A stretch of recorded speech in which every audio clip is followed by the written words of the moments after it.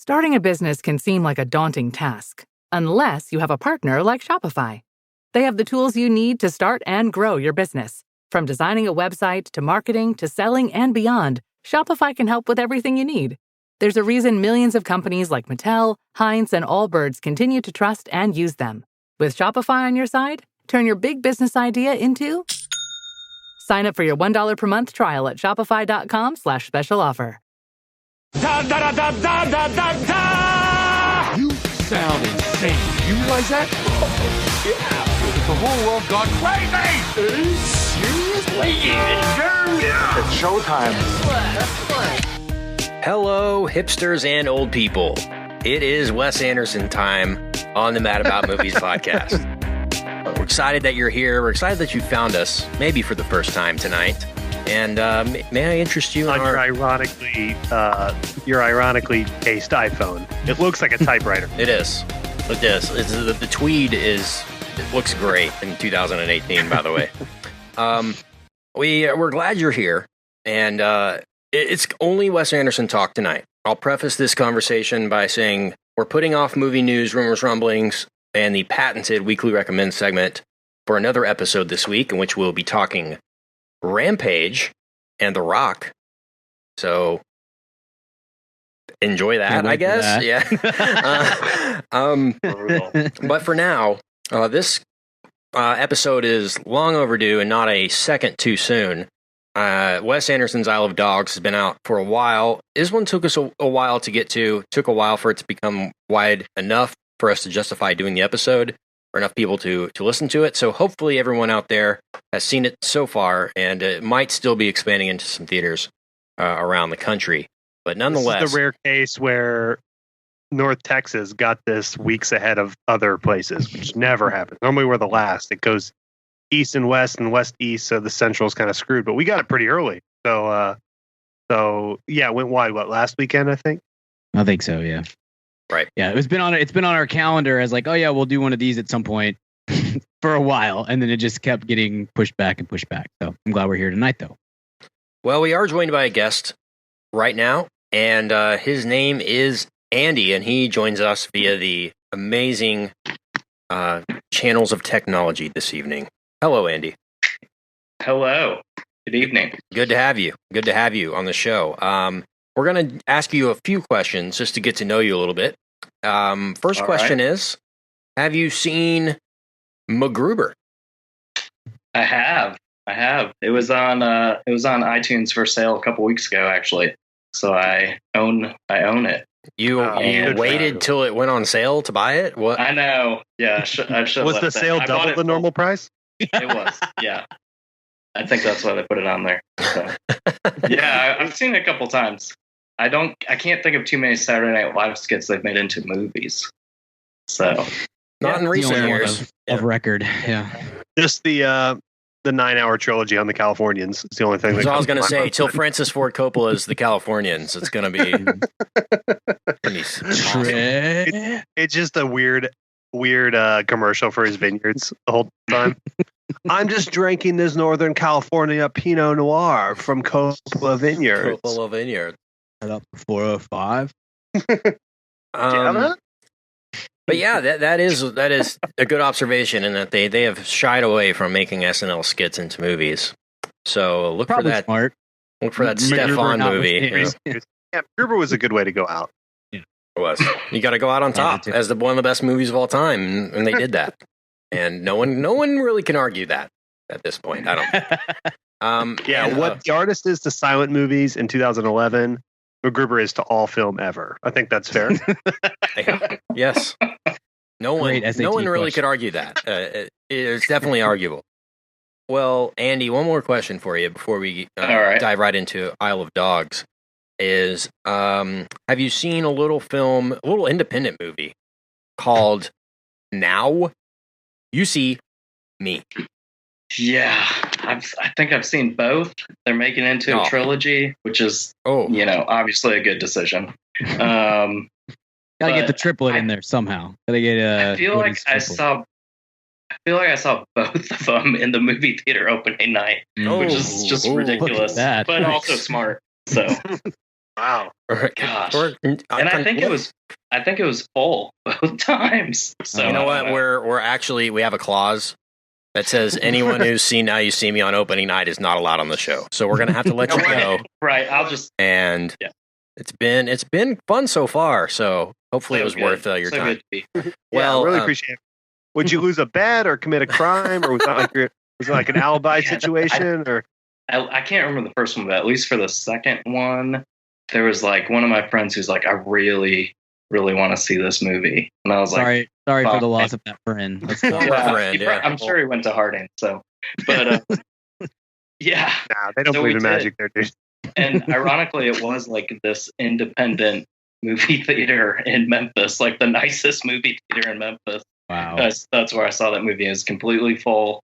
And it's, like I know you guys have said this before. The only way that movie actually works is if they're actual, like wizards, warlocks. Yeah, because it makes it makes no sense.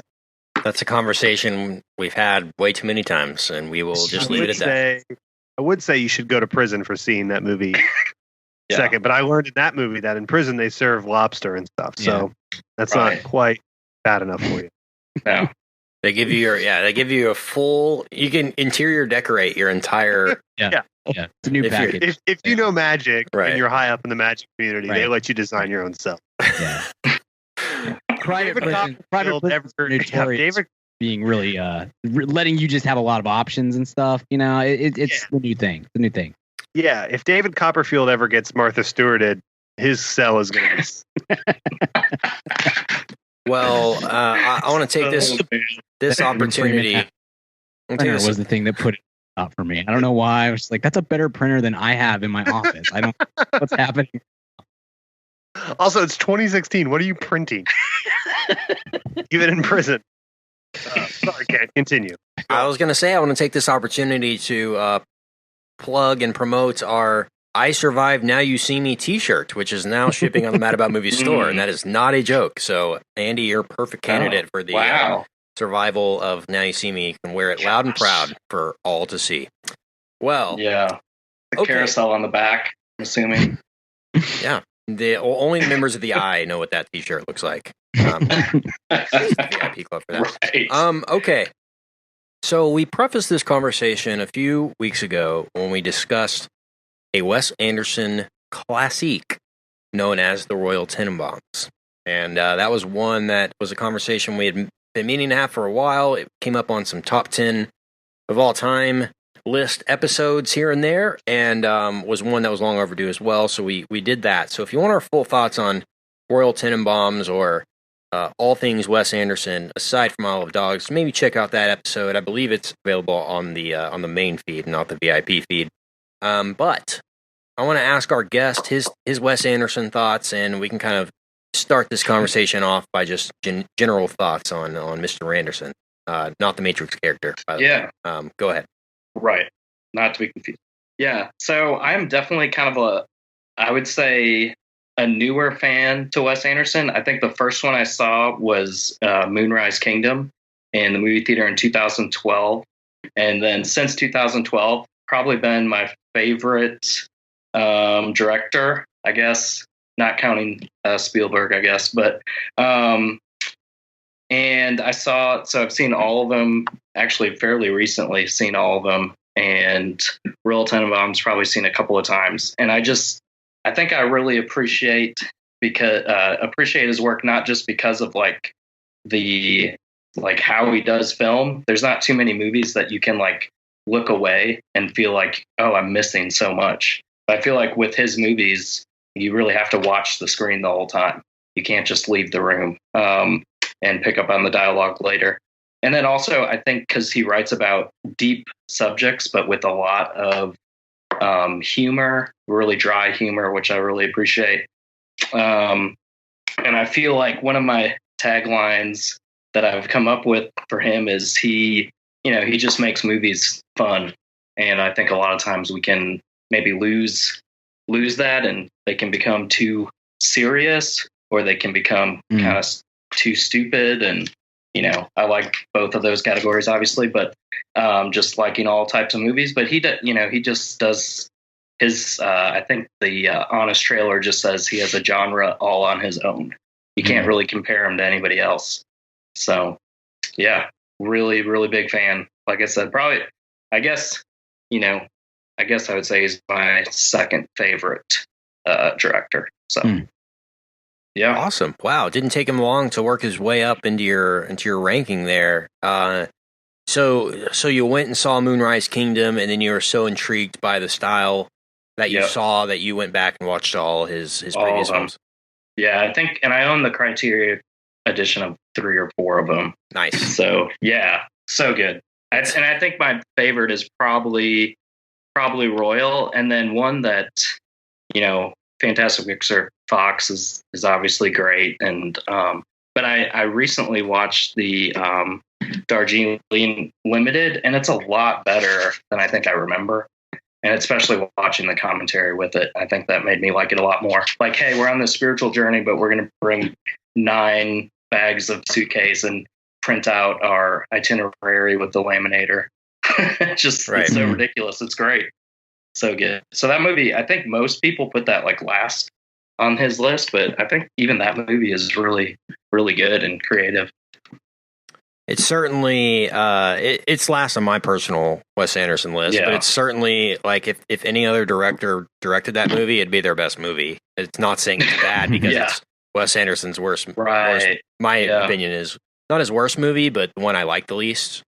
I think he's certainly gotten better as time has progressed with story structure, and his vision has certainly become more and more focused as time has gone on, and he's defined himself. We always make the joke on the show that every new Wes Anderson movie is the most Wes Anderson new movie ever. Like he's just, it's almost a bit. It's almost like he's a parody of himself. Like he's so into his own vision and style that it's not even nuanced anymore. It's like I could go make a Wes Anderson film now and just copy his style. Like it's defined on what you can replicate. Like, I'm going to do Futura bold font, and I'm going to do I'm going to center everything, and I'm going to have these pastel colors and these swinging sets, and only going to do dolly shots and sideways and pan. Certain things that he's trademarked, and there's no going back from now. He's become more and more stylized every single movie. And I thought, honestly, after Grand Budapest, because it was so stylized, that I thought he'd take a step back and do something a little more toned down. But this was to the nth degree way more stylized than I had anticipated. But go ahead, Richard. Sorry.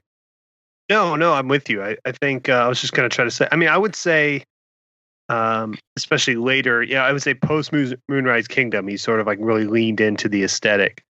And Darjeeling was kind of that turning point, even though it wasn't maybe his best film. I don't know if it's his worst. My least favorite Wes Anderson film is probably Terminator 3: Rise of the Machines. But it's one of those two. It's either that or Darjeeling Limited. But no, but he certainly, and I it's always fun. I hear so many people say they discovered him with Moonrise Kingdom. And they felt, what's funny is that's when I don't mean this in like a hipster way at all, because it's like just happens to be what you find. I'm not cool or anything, but like Wes was like the filmmaker of like my high school years. I graduated in 2005. So it was like Tenenbaums, Rushmore, all those movies were so thing. And like Moonrise Kingdom is actually, even though I think that's a very good movie, kind of when I cooled on him. And I find it interesting that's we get emails all the time and tweets and you, Andy, and people all the time that like, this is when I fell in love with him. And I don't think they're wrong. But for something about it, the kind of like innocence was lost. It seemed self-aware in a way that it didn't before, even though I think it's still really enjoyable. And I love Grand Budapest. I like Grand Budapest more than Moonrise Kingdom, but there is something different, I think, like post Darjeeling Limited and pre Darjeeling Limited, where he just said, I think he had a little bit of a failure and thought, how do I address this? And he's like, I'm just going to kind of do what I'm really good at and lean into that in a weird way. And that's certainly not a wrong decision. I think he's grown his audience as evidenced here, and kind of become more of a mass filmmaker by becoming more niche in a weird way. So I just find that really interesting. Is there any reason why he became more popular with that film? Was that more wide? I think it's more sentimental. Yeah, it's the Boy Scouts aspect of it, the young love, and seeing guys like Bruce Willis do like a really calm family movie. There was a lot of things that drew people to that. Mainly the aesthetic was off the charts too, and people really were drawn to that, I think. Yeah.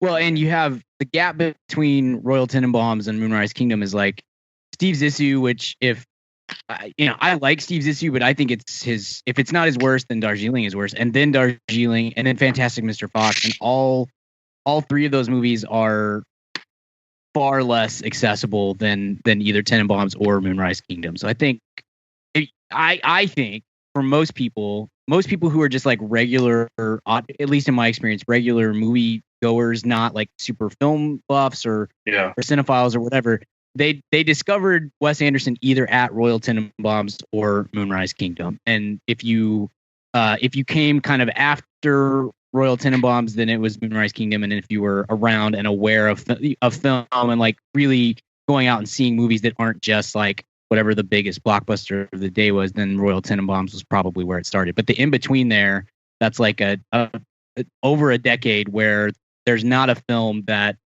I think really grabbed audiences in anything close to like a mass brand ish. There's no way that, or not. It was much more difficult to find him, I think, if you weren't already aware at that point. Yeah, totally. And they are more. I mean, I love these sort of coldness of his earlier movies. I find the kind of ironic detachment charming more than where his later movies are warmer, and I think that's good. And mass audiences like that more. It's the Spielbergian thing.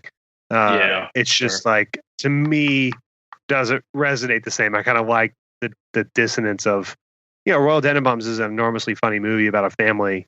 I think it has one kind of warm moment at the end, and other than that, about divorce. It's kind of about people saying lines to each other in a weird way, and I like that about it. And it builds to a really, and I find that moment really affecting, or moments.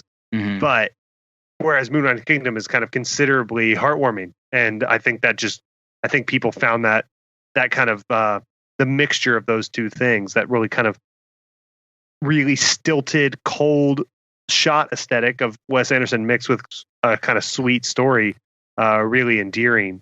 And people it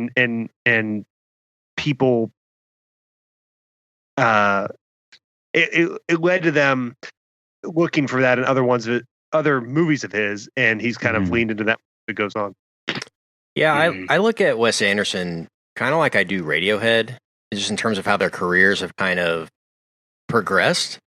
So, I look at Bottle Rocket as sort of the bins of Radiohead's career, and then he came out with Rushmore, and it's OK Computer, and it's like, wow, this guy is really good. Maybe we should be taking him serious now, and it kind of shows what he can become. And then, Royal Tenenbaums is obviously where they were all in on their style, and Wes Anderson dove all in on that style with that, and Kid A, the Radiohead record, and then now they're just such a perversion of themselves. Radiohead is a parody of themselves. I mean, it's the same deal. You can just go a quirky beat and some dissonant guitars and like dance around and sing some falsetto vocals over it, and that's radio. It's become almost the same kind of thing. So, not to say that's bad, because like you said, it's a style that he's made completely on his own. It's a completely original way that he's done it, and I mean, you can't mistake it when you see it. You see a commercial, and you're like, "Wow, Wes Anderson definitely directed that commercial." He has an unmistakable aesthetic, and he is a true auteur. I mean, he is an artist. I can't say it any other way. I mean, you watch Isle of Dogs, and as we transition into Isle of Dogs talk, you watch Isle of Dogs, and I was just thinking to myself, every single frame is so meticulously thought out in advance, and by Wes Anderson. He has. I was reading an interview with him in CineArts. I don't know if you guys see that, but it's the Cinemark does this little like magazine that they'll hand out as you're entering the theater, and it's got some interviews and stuff. So they were interviewing the producer of Isle of Dogs, Jeremy Dawson, and he said he was the producer on Life Aquatic and a lot of his previous films, and he said that Wes Anderson will do these weird trips. Like he'll be like, "All right, you guys should come to Paris and let's talk about the movie. Oh, let's go out for a weekend in London and storyboard it. Oh, let's go out to Prague and think about who we want to." He does these weird. It's like always kind of on the go when he's doing things, and always creates this high energy, weird aesthetic around the times that they're putting this together. And he said, we brought the storyboards on a bus and drove to Prague, and like by the time we got off the bus in Prague, we had the entire movie like storyboarded out. Like he just sat there and said every frame, here's what it's going to be, here's the framing, everything. So like when he's almost writing more for the image than he is making the image describe what is on the writing, if that makes sense, or portray what the writing is. Not that that's a bad thing, but I just found myself, especially in this film and more recently at this more recent work, Grand Budapest, that I'm so focused on the visual and everything going on that the story is secondary, and I'm keep having to remind myself, oh, I'm watching a movie here that I need to be paying attention to. I'm not just like on a theme park ride or like walking through an art museum. And not that that's a bad thing, but that's just what it's become less emotional every time I go into a Wes Anderson movie. And this one was tough too, because it's one of his most emotional movies. It's about the love of a family dog. I mean, what's more sentimental than that, right? But I just find myself more and more detached from the actual stories every time, but more attracted to him as an artist and a true visual filmmaker. So that's kind of how my general thoughts on this. But I'm excited to talk about it with you. Lots to talk about on this one. But Richard, where did you fall on it? Well, it's tough for me. I struggle. Weird emotional part of me that's broken is I'm really bad about animals. I'm overly sensitive about animals in any sort of peril or any sort of sentimentality involving animals. I'm a weakling on that, and I was nervous going in because Wes Anderson, not quite to the Coen levels, but he often kills dogs in film, just in his spare time, not even. I'm glad that in film was really important that I added that.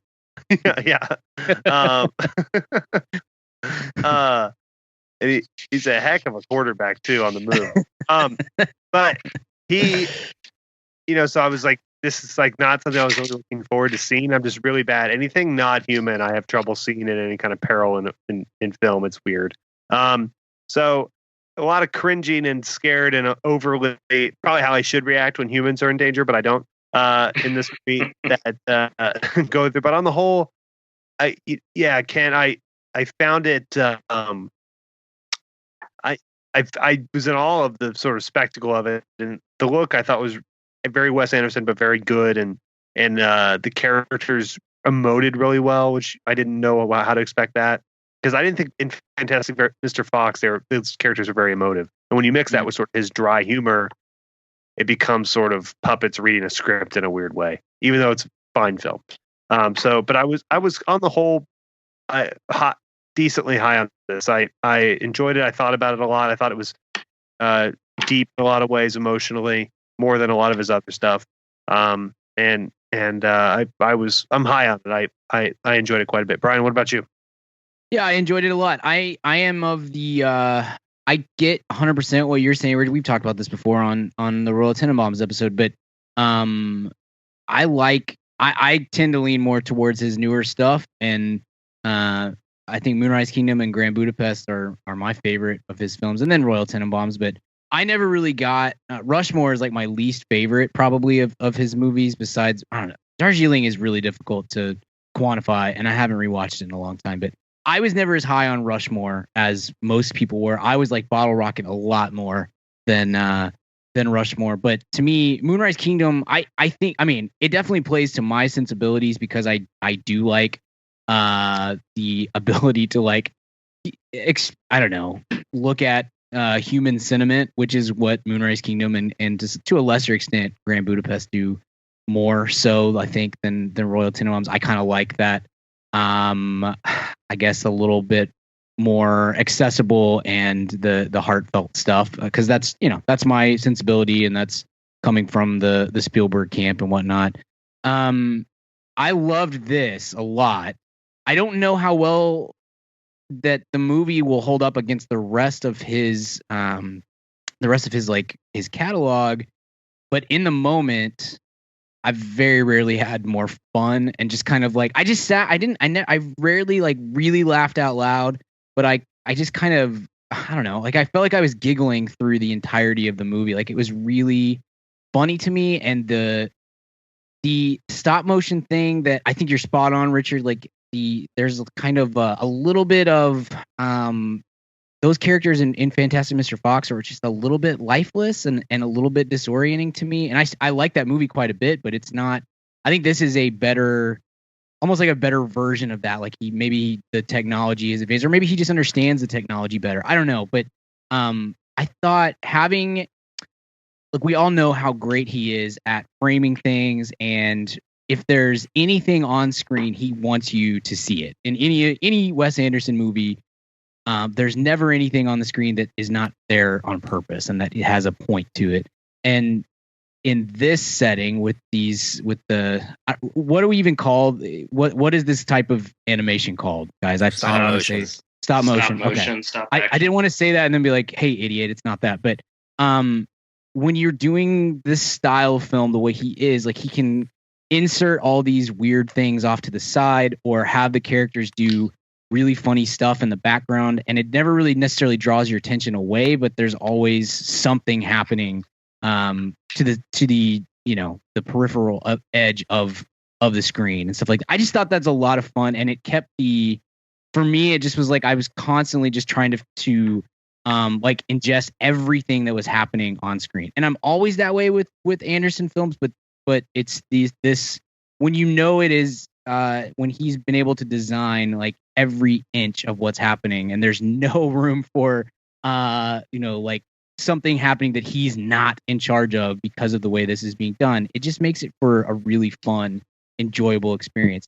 It's not super memorable, whereas I think Moonrise Kingdom and Grand Budapest and Royal Tenenbaums and on down the list they all have a lot of moments that even if for me, even having only seen them once or twice each, I can kind of recall some really funny spots and some scenes that work incredibly well. And this is more of like more of like a cumulative effect of just like, man, that was super Wes Anderson-y and fun and funny and really well crafted and poignant in the right. But there's not there's very few to me just like standout moments of that was the thing, that was the one, that's the thing that I'm gonna walk away remembering. And so maybe that ages worse over time. I don't know, but in the moment, so much fun, really well done, and I think some of his better scripting, especially given kind of the medium through which it's all being told. Yeah, I got some thoughts on your thoughts, Brian, but we'll let our guest give his general thoughts before he gets specific here. So go ahead. Yeah, general thoughts. Agree with a lot, of what Brian just said. Like really fun, really enjoyable, really well made. Probably not the most memorable, but I have a few thoughts of that of why it might be memorable later. But yeah, I think I agree with that for the most part. And Kent, what you were saying, how like the film and how it's made can almost like distract you from the story. That's not something I've thought about before, but I think there's one scene for sure that I really think captures what you're saying in that. So I agree with that too. I think for me, I probably maybe was a little bit higher on this movie than you guys, it sounds like. And I guess the big takeaway for me is I kind of like stories that are kind of like this epic journey of outcast people that aren't supposed to be together. And so I think I really enjoyed that aspect of this. And maybe that's why I like Darjeeling Limited too, is just this aspect of like, hey, we're going to go on this story of misfits and we're going to have this plan and it's all going to go wrong. There's something about that I really enjoyed. Mm. And I thought I feel like with a lot of his movies, he introduces like a new star, like, hey, this guy's never been in my movie before, but I'm gonna bring him in. So Bryan Cranston bringing him in, I think that was really cool. I don't think he's been in other Wes Anderson movies, but it seems like he always gets like one new person that you can't see in a Wes Anderson movie. And then somehow he plays the lead in the new Wes Anderson movie, and he's great. So I really enjoy it. I'm a big Breaking Bad fan, so I was really surprised, and I thought his performance was great. So yeah, I was pretty high on this. Awesome. Yeah, I just gotta say, I thought this was, from an animation perspective, just as an animated movie, maybe the best animated movie I've ever seen. I mean, it was incredible, the stuff they were able to do with stop motion. I didn't think it was possible to do. When you're working with animals and hair, I mean, that the attention to detail that you have to have. I went back and watched a little, Fox Searchlight did a little webisode about just the process just of creating the puppets, and they had to make every single dog puppet that they used identical, and because they had to make multiple dog puppets and multiple sets so that they could shoot multiple scenes with the same character at the same time, if that makes sense, so that they're not sorry, we can't have Chief because he's in this other set, so they were able to shoot simultaneously and such. But I mean, they had down to the amount of hairs on the actual puppet, they had to be identical so that in every shot that they could match up everything. That is incredible. I mean, it's all hand done. I mean, these people are sitting there stitching every single fur. I mean, in the millions of individual hairs that they're doing for these puppets. And they said that there was 1,105 puppets made, 900 individual characters, and 250 separate sets that they made, or different settings that is in the movie. That's what blew my mind. I was like, this isn't Coraline, where it's her in her house and she's kind of wandering around, right? This is in Japan, or a futuristic version of Japan, in this totally surreal world, and every single shot was in a different scene. They've rarely repeated settings. I just was blown away by the scale of the entire thing. It blew some traditional animation away. I mean, it's kind of easy to do that with stop motion, but I mean, with the ocean, I mean, they said they made the ocean out of like cling wrap from the grocery store, and just how they swirled it around and did the stop motion is amazing. So that's what I meant when I was just so overwhelmed by the scale of the entire film that it was just like, maybe I need to see it again and just only watch the story. But yeah, it was just such an experience from an animation perspective that it was hard for me to concentrate on anything but that, and just studying every frame and the shot composition and everything. Speaking of that, I mean, he centers everything crazy. It got to the point where I lifted the pen I had for my notes up to my face into the middle of the screen in the theater, and it was, every single shot was lining up with my pen. I was holding static there in the air. And not that that's a bad thing, but once you see it, you kind of can't unsee it in a way. And so from that perspective, it was a little distracting too. But I mean, you can't, like you said, Richard, even in Fantastic Mr. Fox, there's a little element of stop motion that's a little bit sloppy, and you just can't really get the lifelike emotion. But combining Wes Anderson's OCD persona of everything has to be exactly right, combining that with animation, combining that with the Japanese culture, it seemed like the perfect match in terms of all these aesthetics coming into one to make the most Wes Anderson-y Wes Anderson movie of all time. But I want to talk. Yeah, go ahead. Well, I was just didn't mean to cut you off. He's some article I read was saying he was doing it in honor of some Japanese director. Do you know anything about that? Oh yeah. He's gotten some backlash. Of course, we'll talk about that at some point in this conversation. I'm sure about the portrayal of the cultures or whatever. But what he said is that it's just his love letter to those cultures, and watching Kurosawa films growing up, and the kind of the foundation of what his aesthetic was in filmmaking, and his kind of fascination with Japanese culture and everything. And I thought it was a natural fit. It didn't seem too out there in terms of what he could be doing. It seemed like a natural fit. I don't know if animation was the right thing to do, but I could see him doing some kind of movie set in Japan or something like that, just in terms of the cultures meshing very well. Japanese culture is very precision oriented, and they have the sequence in this film with the sushi that they said, by the way, took 8 months to animate. Apparently, that sequence, incredible sequence, but just the precision and the entire everything has to be perfect. This way is Wes Anderson too. So it sure feels a part of that culture in a way. And I thought it was not a great portrayal, very stereotypical in a lot of senses. I mean, just to have the sushi scene in there is the stereotype, right?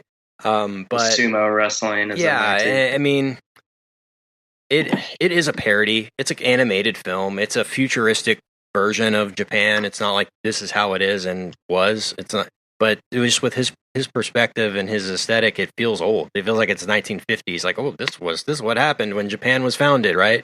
No. But what were y'all's thoughts on the culture and the way the culture was portrayed in this film? Anyone that wants to chime in here, go for it. Yeah, I can go. I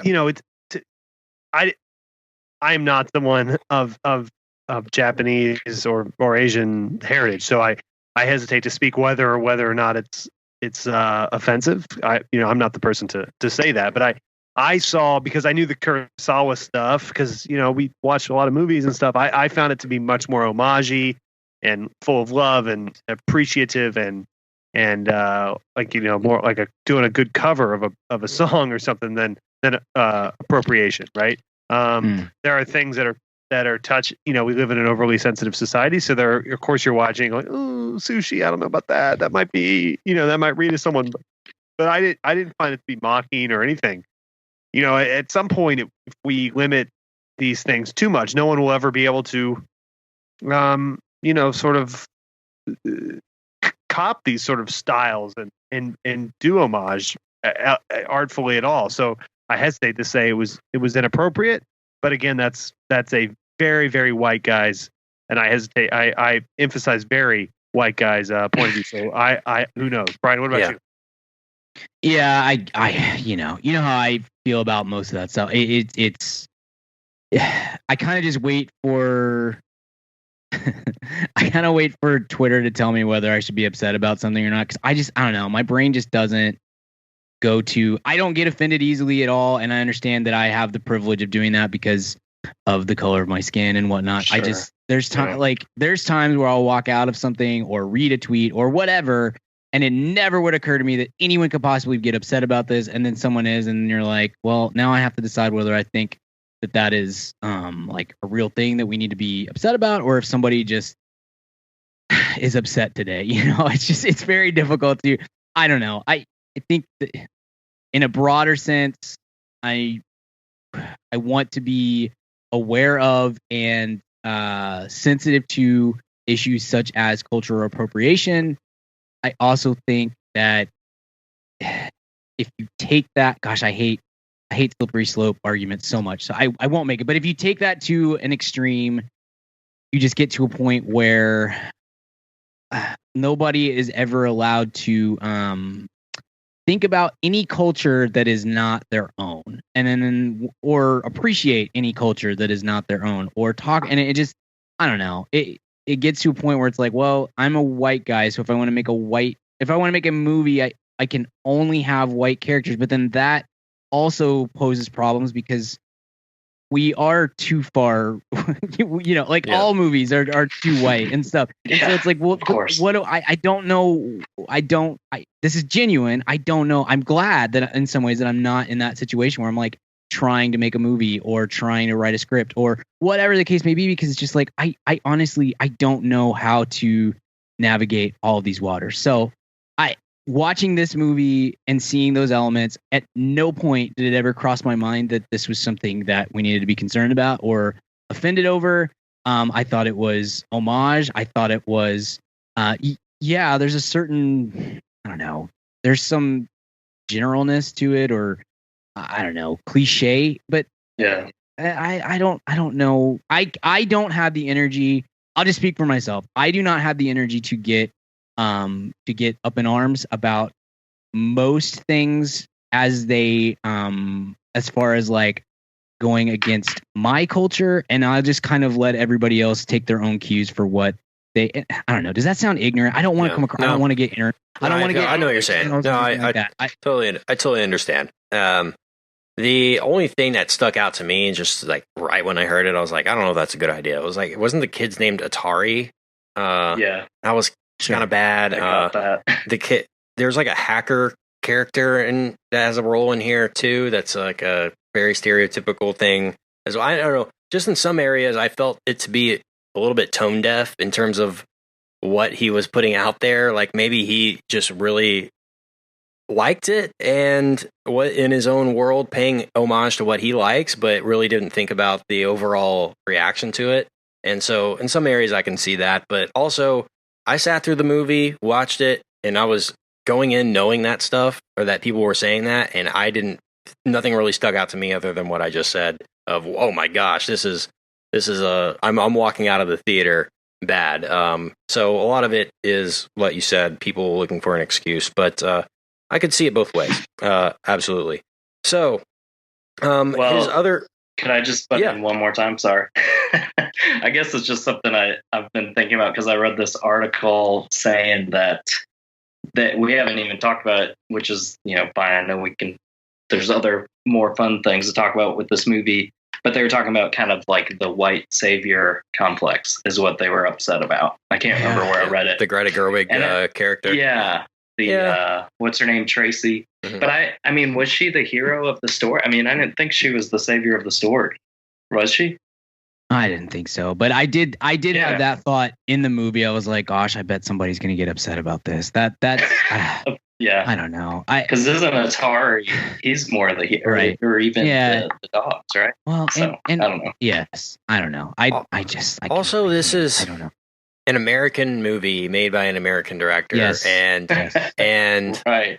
Yeah. The dogs are quote unquote translated into basically Wes Anderson talk, right? So, I mean, it's his interpretation of whatever this is. I mean, why are we getting so upset about a freaking dog stop motion movie? Like, guys, like, let's just chill out and let's enjoy this for what it was, which is a freaking crazy animated masterpiece in a way. So there were a couple of things here that he wanted to get across. He really wanted to do another stop motion movie. He really wanted to do a movie about dogs, and he really wanted to do a movie about the dogs. So his original, I guess, concept was, I want a movie about alpha dogs in the living in the garbage, right? These super tough, they're named Boss, King, Chief, right? All the dogs, Rex, and Spike or Spot. What's the Spots? Yeah, that's the one that they're looking for. Yeah, Spots. But yeah, just that whole concept of these dogs who are the rulers of their house or territory, all being in this environment that they can't control and have to kind of bond together in a way. And it also has the element of the political aspect of I don't know why it had to be the son of the politician that had to come find the dog. That was, I don't know, the whole political aspect of this is questionable as well. But yeah, just the missing your dog and wanting your dog back when cats rule the world, essentially, is what they're getting at here. And I liked that aspect of it too. I found it to be very Milo and Odyssey in a way, and it draws back on those heartstrings of those classic stories that you, the Homeward Bound or something, and I really enjoyed that aspect of it as well. What did you guys think about the main 5 dogs, or the pack of dogs, and what were your favorite characters or lines or anything like that? I liked how they showed the collars and the little dog tags of each dog when they're introducing them, and how Bill Murray's dog was like a baseball dog. I like that too. Go ahead. Yeah, I loved it. I thought the I don't know, the differences in personalities between the dogs were fun. The voices were matched perfectly, I thought, to the dogs, which is kind of an underrated bit. I feel like I talk about this a lot when we do Pixar movies, but like one of the big differences between Pixar and DreamWorks is that not just DreamWorks, Sony, anyone that's not Pixar, Illumination. Yeah, they fill the movie with minions and Minions. And then I don't go to the theater, and it's a win-win. Yeah, I love it. And Not enough minions. They just follow him around. One of the things I think that sets apart Pixar from everybody else is that DreamWorks was really bad about this, so I'll use that as the example. They just were like, we have this much money, we're spending this much on the movie, we have this much left over. What are the 6 biggest names we can get for this movie, regardless of talent, regardless of chemistry, regardless of like, does that voice even sort of match the character? Whereas Pixar, you know, some of those movies have big name actors in them, but a lot of them don't. And that's not the thing that it's built around. It's just, this is kind of a blend of those two. Obviously, Bill Murray and Ed Norton and Jeff Goldblum and Bryan Cranston and on down the list, like they all have, and Bob, all of them are American treasures except for Ed Norton. That's pretty incredible. But they matched I think Wes Anderson then went in and kind of like matched the dogs to the personality of, or at least the voice personality of the actor. And it made for a richer experience, I think, whenever you're engaged with those characters, you know. And it's something that you kind of need if I don't know, 60% of the dialogue in the movie is spoken through the mouths of a yarn dog, you know. It worked really, really well, I think, on that front. Yeah, Richard, any thoughts on anything? No, I think that's really smart, Brian. I think it is. It's almost written for those those voices in a way. So it was interesting there, and I found in a weird way, because Wes Anderson scripts really lend themselves to this medium, because there's so much space sometimes between jokes. And the timing can be sort of, the way he likes to have characters interact is not entirely human. So when it doesn't come out of humans, it's like actually more at home in a weird way, you know. Whereas when sometimes you look at something like, you know, even Tenenbaums, which is great, but what makes it great is kind of how stilted everyone is when they talk to each other. Sure. Yeah, no, I totally see that. Go ahead, Andy. Well, I thought the characters work, the 5 alpha dogs, and work well together. And just the premise of like cats versus dogs, like that's what I thought his premise was going to be. But then he got the trash island thing. And like a couple of the lines that stick out to me was, I feel like Bill Murray was perfect to pull off the line where he says something like, the ones I like, they're never in heat. I think that was his line. And then he has that other line where he says, I have to ask the mental health question. And he's like, we just saw, something about the screw is loose in this guy. We just saw him pull this out of his head. He's this little boy. I did like those 2 lines. Mm-hmm. Bill Murray, Wes Anderson knows how to use Bill Murray, probably better than anyone. Definitely. And then Goldblum is great with the running joke of, you've heard the rumor, right? Yes. Like he does things that he just knows how to use characters. And I was kind of thinking, like, what actor could he not use, or like who's somebody you would want to see him use? I don't know. I was thinking about that as I watched Kevin Hart. Kevin Hart. Will Forte. No, I thought that's what you were going to say. Oh, that'd be good. Kevin Hart would probably be actually really good, because they have such. Kevin Hart's so emotive, so it might be he was the Chihuahua in what was it? To Your Life of Pets? Was it the Chihuahua or something? He was a rabbit. Rabbit, that's what it was. Yeah, seen that too many times. Kids. Yeah. Yep. Well, this was also, speaking of lines, maybe the best use of the line, "You son of a bitch," in cinema history. Like the most literal, awesome sense of the word. Yeah. Like, that actually makes sense. Strong. That's great. They came up with that probably early on. Like, where do we drop that line in this? It was all good. It was funny. And some stuff with puppies. That was very heartwarming as well. Did you notice the pagoda slides? Remember pagoda? Yes. Like the little Easter egg. There's a literal pagoda here too, in the Japanese culture sense. But also, I thought the last time you put a blade in me, pagoda. Yes. when Pagoda stabs him in that movie is just so my classic. favorite scene in any the Wes most Anderson incredible movie. moment Scene. maybe ever. Yeah. You son of a, and then just that tiny little knife. It's dead. Pagoda, the last time you put a knife in me. It's so, or a blade. It's so funny. Such a funny. Who was the narrator in this movie? That stuck out to me a little bit too. Couldn't remember. I don't know who it was, but it seemed like somebody that I had heard before. I remembered in the movie, I was like, oh, I know that, but now I have to look that up. I'm on it, Brian. Just starting. Courtney B. Vance, yeah. Oh, okay. Oh, that's right. Okay. Great voice, yeah. Johnny Cochran. Yeah. Oh yeah. Yeah, it was fun to see the additions because this, like, when you do voice casts, you can bring in more people than you might be able to, even for Wes Anderson. I mean, that's like what he does is ensemble with all these, talented voice actors. But doing animation and being able to bring in Liev Schreiber and Courtney B. Vance and ScarJo and just and Greta. Greta hasn't been in any of his movies previously, I don't think. And so you just like get to keep adding on to the collection of talent and great actors that you just want to be around. I think Bruce Willis is like the only one who's just like, nah, I don't need to work with you again. But otherwise, it's fun to see him just kind of add to his collection. Mm-hmm. Yeah, absolutely. What was the what was Bryan Cranston's dog's name? Was it Chief, the main dog? Chief. Chief. When they had the little twist, maybe midway through the movie, of that he was going to be the lost dog, right? Where there's that moment where he looks in the mirror and he's like, wow, the dog looks just like me.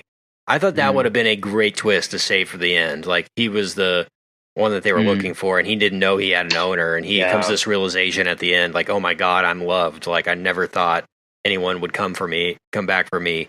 And that would have been something great, I thought, to save for later in the film, but it kind of, they get there too early and they don't. And it actually is a different dog, like one that looks like him that's in the same pack or whatever breed or whatever it is.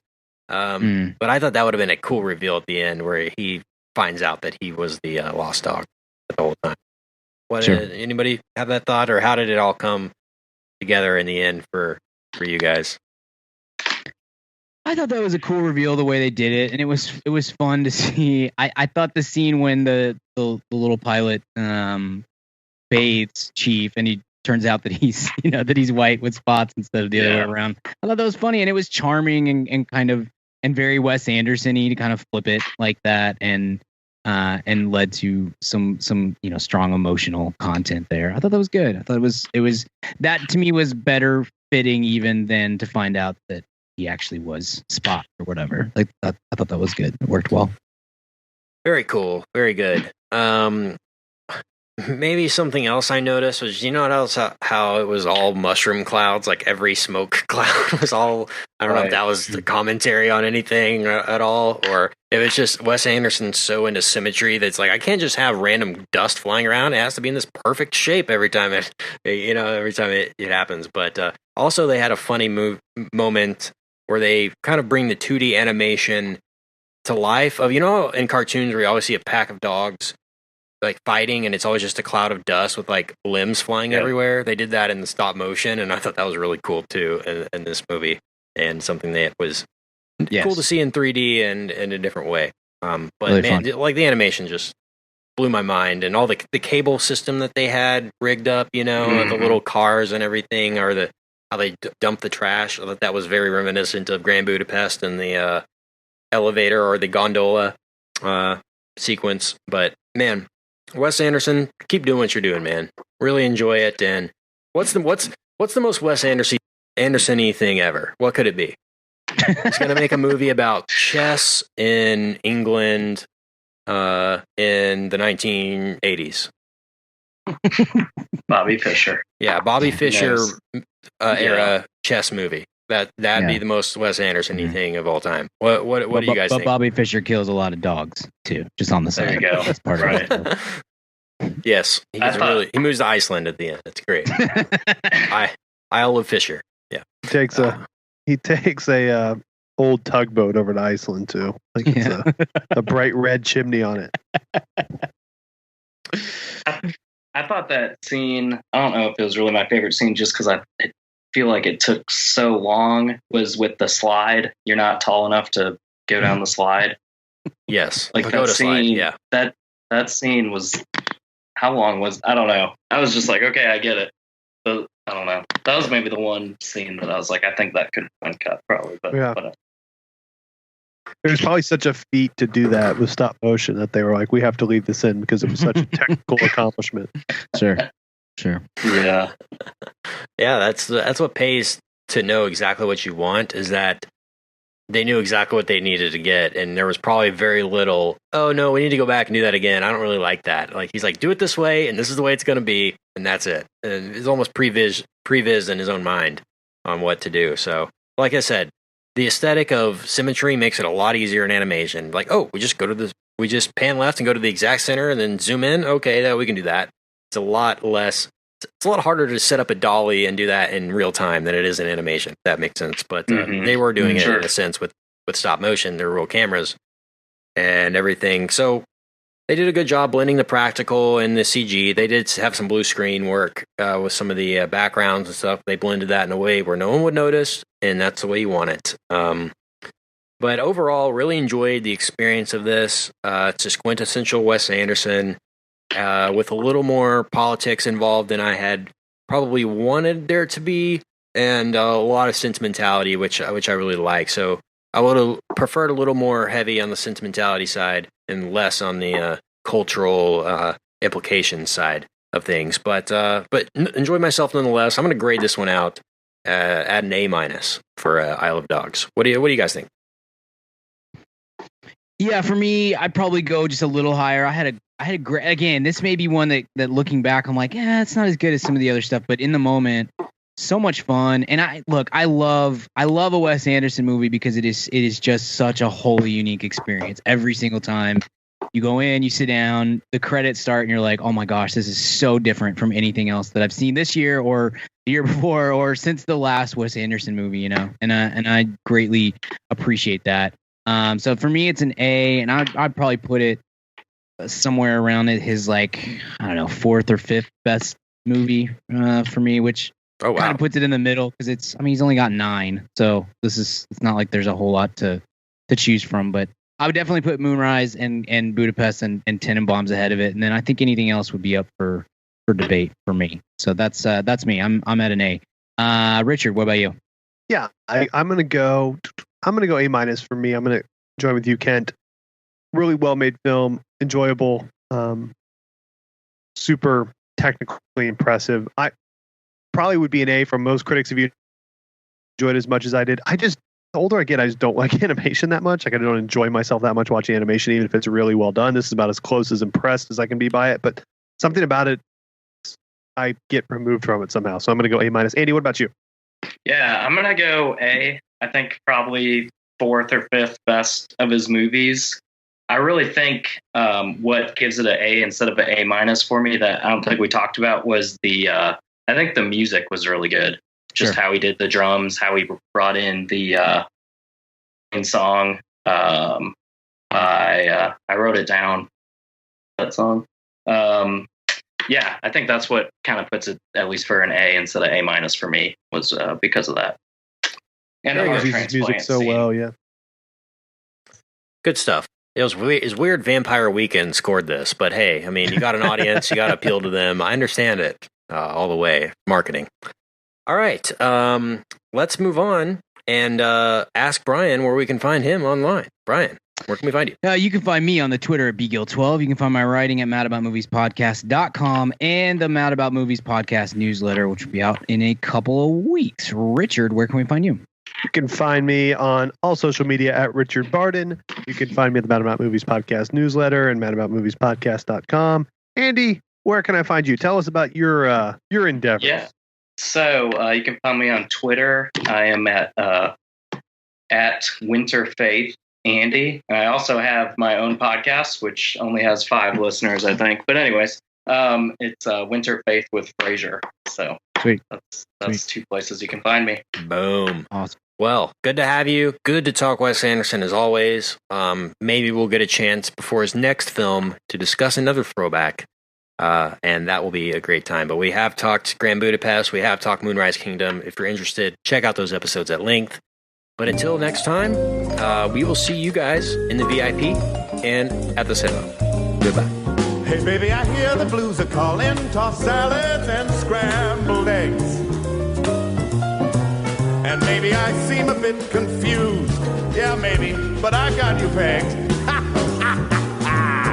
But I don't know what to do with those tossed salads and scrambled eggs. They're calling again. Scrambled eggs all over my face. They're making me yah-yah. The salads and scrambled eggs. They're calling again.